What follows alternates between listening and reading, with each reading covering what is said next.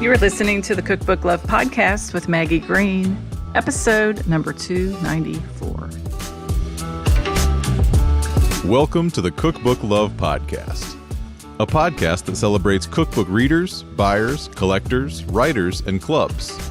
And now your host, cookbook author, culinary dietitian, and cookbook writing coach, Maggie Green.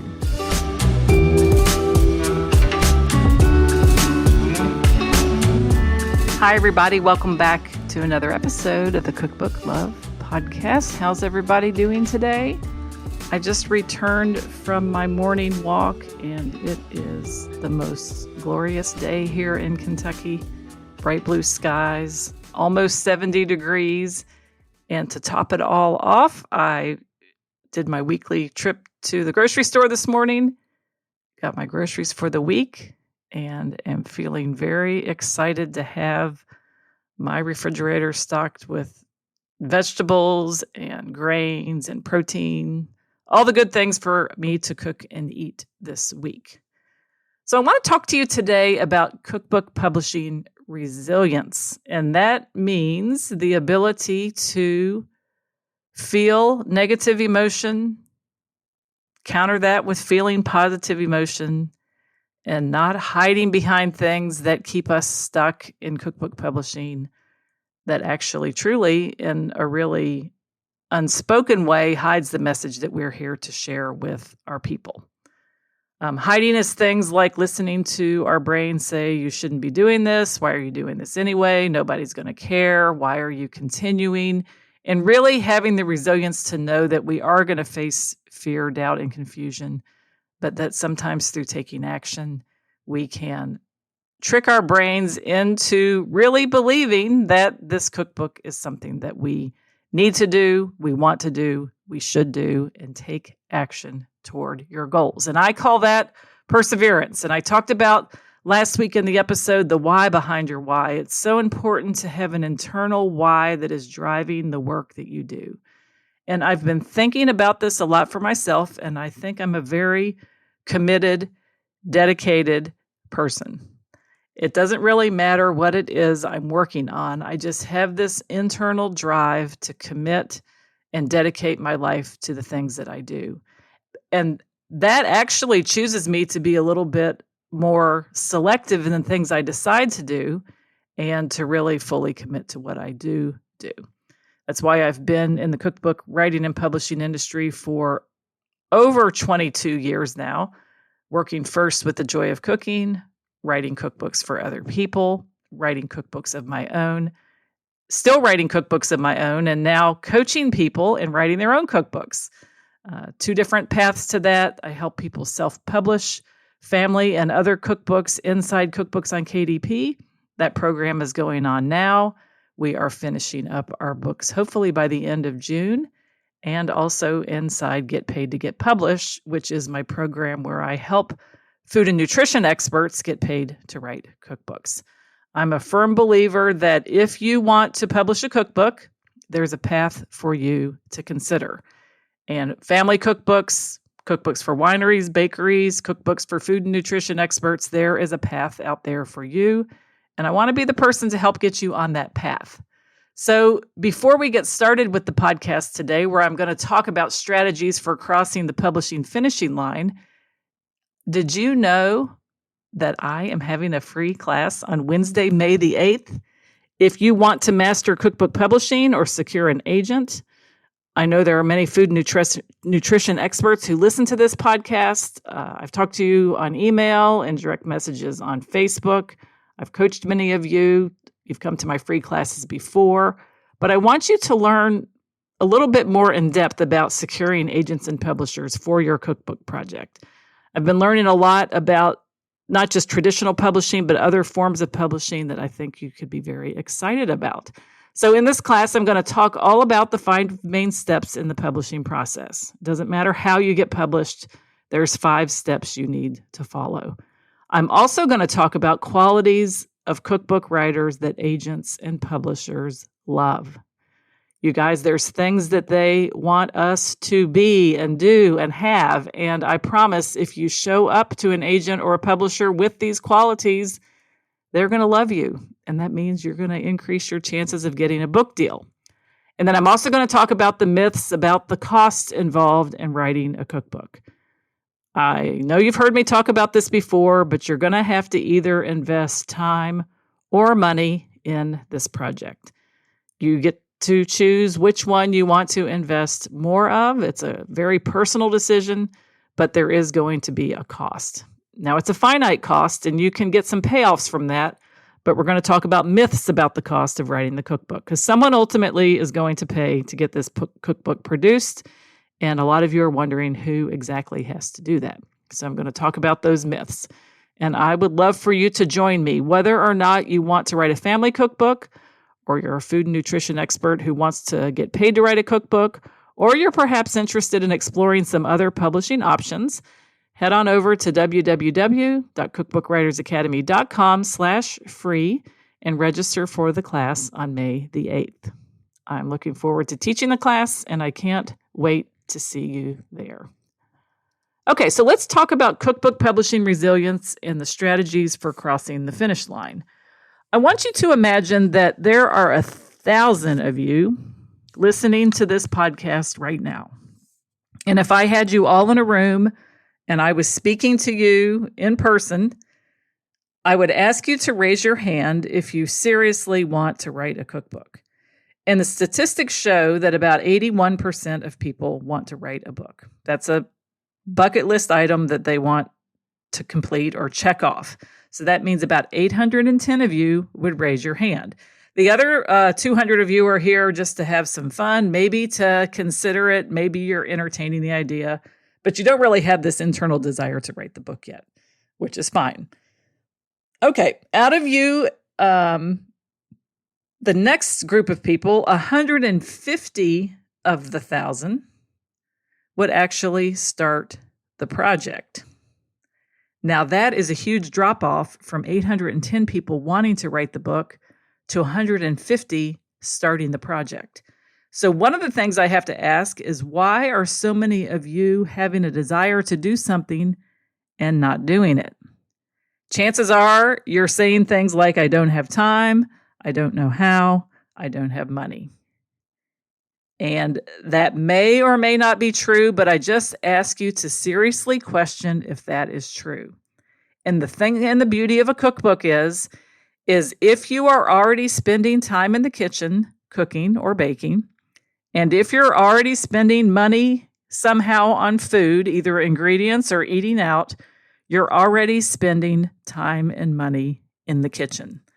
And why not take the time and money that you're spending in the kitchen already and turn it toward writing a cookbook that you dream about and getting started by documenting and writing down everything that you're cooking and baking. Try it for 30 days. Do a 30-day challenge. Write down for 30 days in a notebook everything you cook or bake, everything you plan to eat, everything you shop or buy, ingredients that you love to cook with. Just document for 30 days and see where you are. That might be one step forward to actually getting started. After that, 60 of you make it halfway through the project. That means that almost 2/3 of the people that start make it halfway. People quit after they start. And it's because it's maybe not going as fast as they think it should go. They're not getting the immediate results that they set out to get. And I suspect it has a lot to do with what we talked about last week, that if you want to write a cookbook to make money and improve your lifestyle, and you start your project and you're not making money and your lifestyle isn't improving and you're not going on glorious vacations, you're instead stuck working on a cookbook, you're not going to make it, because the why behind your why is more important than the big why. The money will come. The lifestyle can be incorporated into this. But your reason for starting the project has to be an internal motivating factor that moves you forward to take action. Mine is commitment, determination, and I'm a little bit competitive. And I want to continue and be a person of integrity to stick with doing what I start out doing. So I usually make it way more than halfway on most everything that I do. So now out of this 1,000 people in this room, although you I'm speaking to you, only 60 of you have made it halfway. I've seen this in the people I work with here inside my coaching programs and my one-on-one coaching. People will start programs, they'll start coaching, they'll start their project, and then they'll quit. So if you're feeling called out, don't worry, because I have quit some things too, but I have learned the older I get, if I really want to do something and I really start, I have to expect that I'm going to face some negative emotions, some negative doubt, some confusion along the way. And the way that I learn how to do this is by continuing to do it. And I usually don't quit what I start. Okay, so 60 of you have made it halfway. Of the people that have made it halfway, only 30 finish. So now we're down to just a fifth of the people that start the project finishing the project. And I promise you it's for the same reasons. Sometimes writing a cookbook isn't fast. It's not filled with buckets of money being dumped in your bank account. It takes determination, it takes commitment, and you have to face doubt, confusion, sometimes overwhelm, and continue to move forward and be resilient in feeling those negative emotions and knowing that the habitual cooking and writing and caring for yourself and eating well and taking walks and sharing your work with other people will be the positive a part of this project that will help you continue to move forward. So out of the 1,000 people now, 30 of you have finished the book. And what I mean by finish the book is if you're writing nonfiction, let's talk about this in two buckets. First of all, if you're finishing a book, like you're writing fiction, you're writing novels or romance novels or paranormal books, most of the time you finish the entire book. You write the whole story and then you get it published. So you've finished your book. In nonfiction, like cookbooks, the beauty is we don't have to do that initially. If we want to try to find a publisher and get a book deal, we just need to finish a book proposal. So 30 of you might finish the book proposal.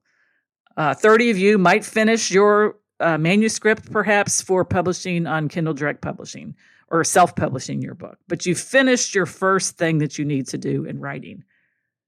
Then only 6 of you out of the 1,000 will actually publish the book. So we go from 1,000 people in the room to 810 wanting to write the book to 6 people finishing and publishing the book. Most of the time, the reason the number is so low is because we stop ourselves. I have never set out on a cookbook project that I have ever had anybody but myself literally tell me that I need to stop. Now, I've had slowdowns in cookbook projects when perhaps, let me see if I can even think of an example. I really can't even think of an example. I wrote my 4 cookbooks in the midst of raising 3 teenagers. And you'd think that there would have been a lot of opportunities to slow me down, but it really didn't. I was just determined and committed to actually doing that. If there's a true emergency in your life, which happens to people, I've worked with people who have gotten seriously ill in the midst of writing a cookbook, and they had to slow down for that reason. I've actually had a few people, sadly, in my programs that have passed away. And that breaks my heart because they wanted to write this book to share with their family and friends. Everybody wanted them to do it, and they did not make it through to the finish line. So 6 out of the 1,000 people end up actually publishing the book. But there's good news. There's a couple of things. I want to share 5 things with you to think about because I want you to be one of the 6. And I would love to be a person on this planet that helps that number be more than 6 people publish. And that if you come into my world and you're here listening to the podcast, or you come to one of my free classes, or you enroll in one of my programs, or you work with me as your coach, that I can help increase the number from 6, maybe to 150, to 300. I can get 800 people to the finish line and help you write the book that you want to write. There's 5 different things to think about. Number one is I want you to remember that publishing a cookbook is a journey, and it's a process, and it's a series of steps, and it doesn't happen overnight. I have often heard in the book publishing space the analogy of getting pregnant and having a baby. It takes 9 months to make a baby. You grow it in your body, women do, for 9 months. So think of a book the same way. It does not happen overnight. It's not realistic to expect it to happen overnight. You have to understand the journey, understand the process. And this is exactly what I'm going to teach on May the 8th inside the masterclass that's coming up. If you want to learn all about the process, because it's the same process whether you self-publish, traditionally publish, custom publish, or hybrid publish your book. Number 2, do you have anyone helping you with not just accountability, but implementation? Think of having a personal trainer if you want to get your body and muscles in shape. A personal trainer is someone you meet with on a regular basis that helps you do the exercises and do them the correct way so that you get the results that you want with your training. It's the same thing in the book space. And the very exciting news about this is it's the same in the cookbook space. There are people that are out there that can help you with the implementation of writing your own cookbook and making it to the finish line and not stopping halfway. And I happen to be one of those people, but I know that there's other people out there as well. Some of them may be listening to this podcast. We are here for you. And I know that all of us want you to make it to the finish line. So consider working with or hiring a book coach or book personal trainer, cookbook specifically if you can, at least nonfiction coach, because nonfiction books and cookbooks are in a very similar camp.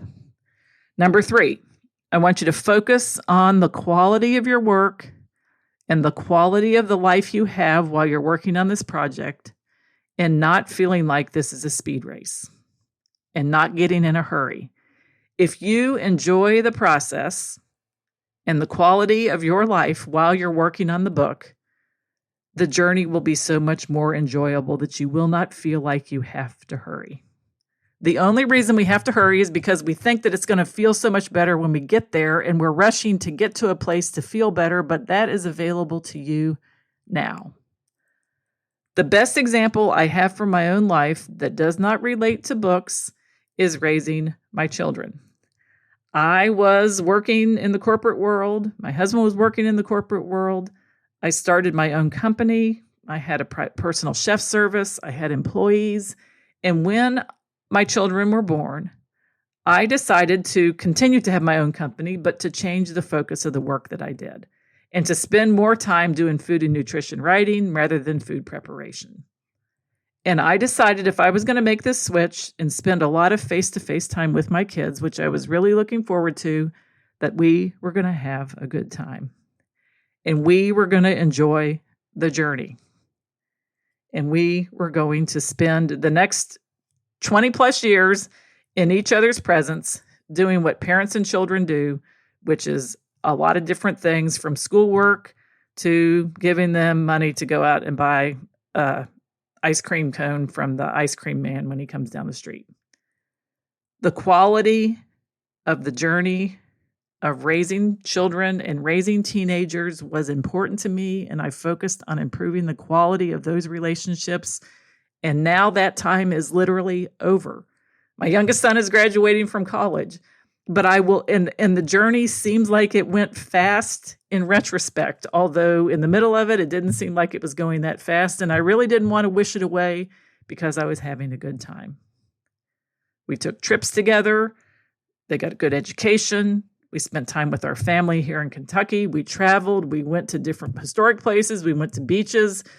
We spent time working on projects. I went to school programs. I literally said to myself, this is going to be fun. And I'm going to have a good time while I'm doing this. And you can do the same with your cookbook writing project. You can say, I'm going to get to the finish line. I am going to publish this book, but on the way, I'm going to have a good time.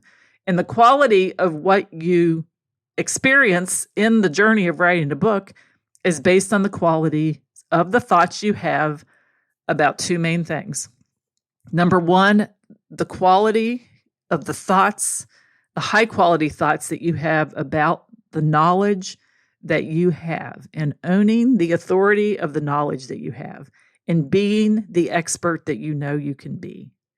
And number two, trusting and knowing that you're being the kind of person that you need to be to publish this book, even when nobody is watching. To me, that is the secret to the universe, is when I know I'm being the kind of person I need to be to write and publish books, even when I'm the only one paying attention to me. That I'm showing up to the kinds of things I habitually need to do. I'm showing up to care for myself. Just like today, going out and taking a walk. I want to be a person who's active and fit and healthy. And the way that I do that is by taking a walk every day. And if I don't take my walk, the only person that's going to hurt is me.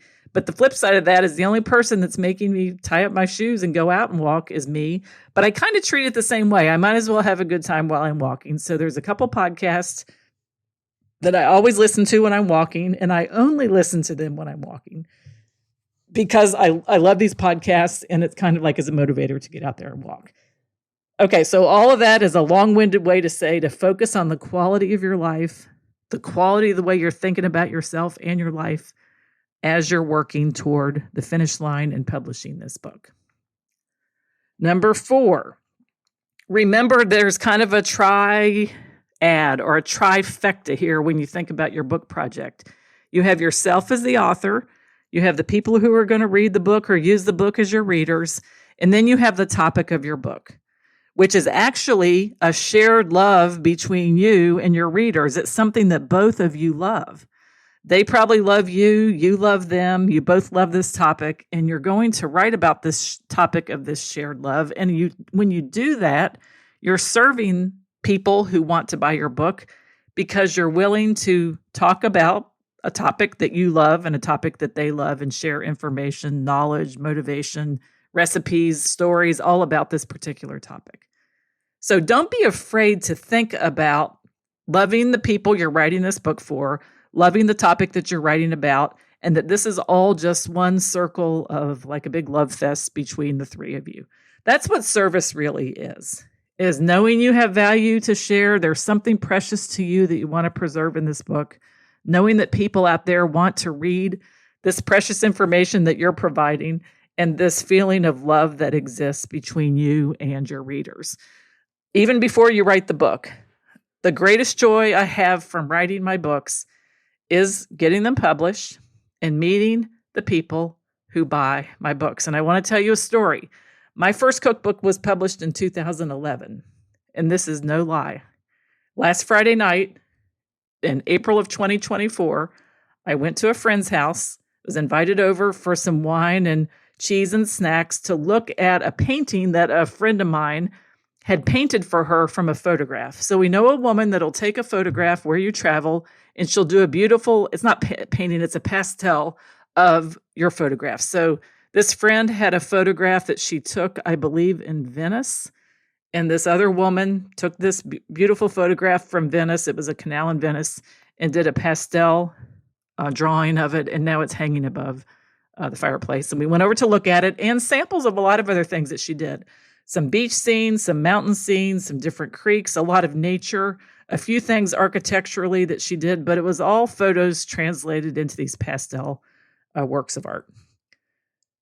I walk in the door, and I was going to know a few people there. I wasn't going to know everybody. And this woman looked at me and she said, "I know who you are. You're Maggie Green." And I said, "Yes." And she said, "I came to the library to hear you speak when you published Kentucky Fresh, which was my first cookbook."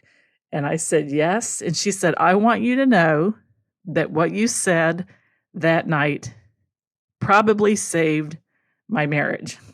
And I said, "Tell me more. I have to know what you mean." And she said, "You told us that night that everybody has this desire to eat meals with their family and to have these wonderful family meals, but that we need to be realistic about family meals, because family meals are really 4 steps behind the scenes that somebody's got to take care of. Someone has to decide what you're going to eat. Someone has to gather the ingredients, someone has to prepare the meal, and someone has to, get it on the table and clean up. And I said, that's true. And those steps can be done in any number of ways. And she said, what I realized was that I was working full time, my husband was working full time, and I was doing 75% of the work to get the meal on the table. We both wanted family meals, so we just split those responsibilities a little bit more evenly. He was very open to it. I understood what it took to get the meal on the table. I recognized that because of what you said. And so now we have so much. It's 2011, so I probably met her then. So it's been 13 years. We've had peace in our marriage as a result of that. So you guys, I say this to just help you remember that your readers and the people that buy your books need what you have to offer. And the process that you use and what you talk about will matter to somebody. And the reason you know it's going to matter to somebody is because it matters to you. I think I've also told the story that it took me almost a year to fully pitch my idea for that book to the publisher because I was afraid it wouldn't be enough. It wouldn't be good enough, that it wouldn't measure up to the other books that were on that list. And now here we are 13 years later, and someone is telling me that my book probably, and my talking about my book and my being willing to show up and talk about my book might have saved their marriage. Now, that was a little bit tongue in cheek, but I think that she probably was saying that it helped her family to feel a lot more peace around this desire that they had. It helped them to actually be people that could fulfill this desire to have family meals in a realistic way and to share the work involved behind the scenes. So it's a wonderful way to just remember that your work matters, what you have to offer matters. People are waiting for what you have to offer. It will make a difference to them. And when you love what you do, they'll love what you do. And it's this shared love about cookbooks. So don't be afraid of that. Don't shy away from that. Stand in who you are and let your light shine. And that will help you in the end get to the finish line. And number 5, I want you to remember that there's tons of information out there about what you want, what you need to do, and how you need to do it. But what a book coach offers, or your personal trainer for your book offers, is implementation help. People who have been there and have written books and have experience in writing and publishing cookbooks specifically, because I think they're different than just writing a novel, can help you with the implementation. I have written books in the midst of running a business and raising 3 children, and I am going to finish up a Christmas cookie book this summer, and I have a publisher that I've worked with waiting for me to pitch them an idea for a 5th traditionally published cookbook. You can do this. You can implement it in the midst of your everyday life. And that is what I help people with all the time. So that's my 5th tip, is get someone to help you implement this process of publishing. Get someone on your side, on your team. Get some accountability through working with either a group, a writing group, or a coach that specializes in cookbook writing.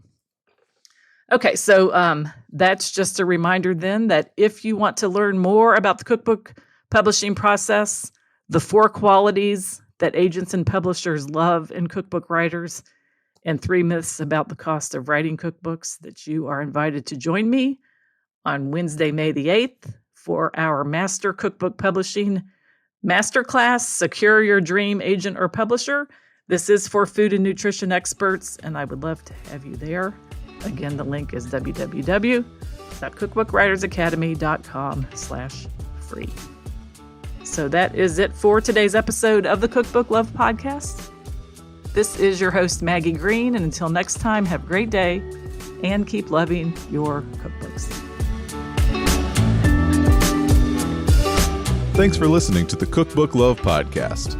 You can find out more information at www.cookbooklove.co.